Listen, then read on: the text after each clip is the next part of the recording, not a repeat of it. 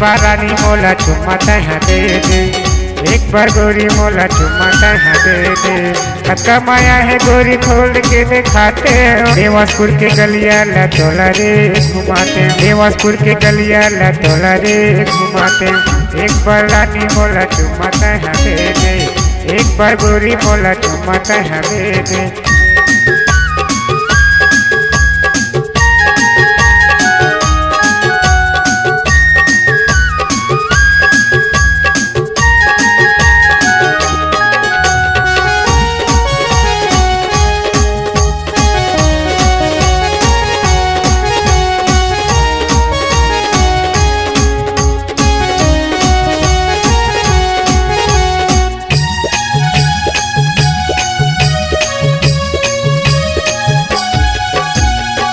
चढ़े जवानी रसगुल्ला सही है, मीठ लगे रानी तोरे गुरु बोली है, मीठ लगे रानी तोरे गुरु बोली है।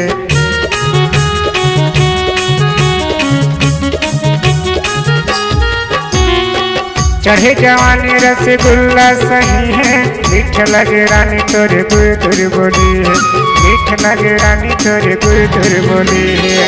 कत्ता माया है गोरी खोल के दिखाते हो, देवासपुर के गलिया ला तोला रे घुमाते, देवासपुर के गलिया ला तोला रे घुमाते। एक बार रानी मोला चुम्मा तैहा दे दे, एक बार गोरी मोला चुम्मा तैहा दे दे।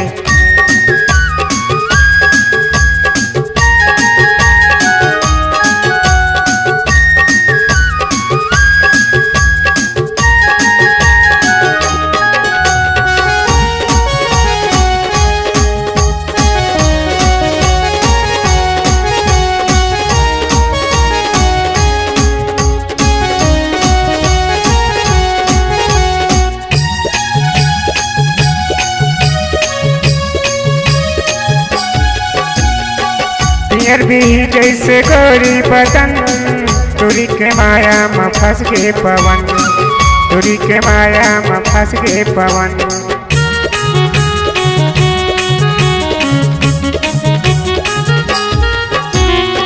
पियर भी जैसे गोरी बदन, तुरी के माया में फंस गए पवन, तुरी के माया में फंस गए पवन।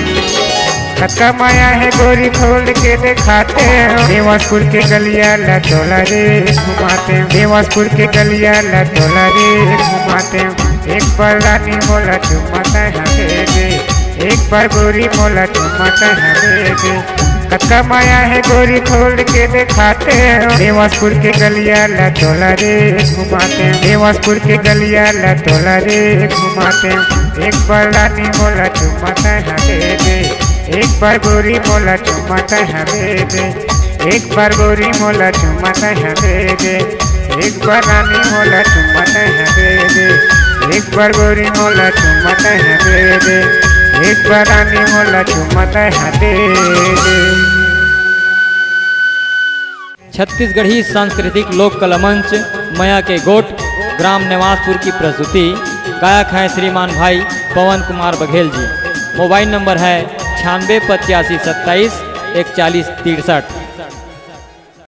छत्तीसगढ़ी गाना सुनने के लिए हमारे YouTube चैनल को सब्सक्राइब करें और नए नए अपडेट पाने के लिए बेल आइकन को प्रेस करें।